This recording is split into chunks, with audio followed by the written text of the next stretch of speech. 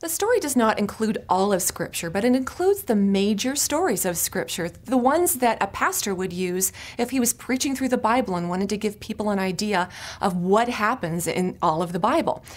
I love the way that the editors have put the story together because, for instance, when you get to the life of David, you get to read his Psalms that he wrote when he was fleeing for his life away from Saul. When you get to the early years of Solomon, you get to read his Proverbs that he would have written in the early wisdom years.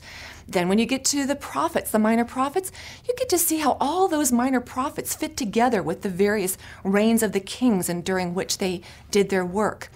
Later on, when you get to the Gospels, that's an awesome way to read about the story of Jesus' life because you see all four Gospels all interwoven in chronological sequence. That is a really fascinating way to read through the Gospels.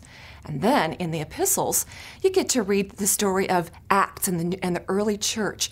And when you get to life of Paul, then he is going on his missionary journeys, and while he's in various cities or sometimes in prison, he's writing letters. And so you see the letters that he wrote interspersed at the different times of his journeys and his life. So this is a great way to get an understanding of how all of Scripture fits together, and you can see the big story.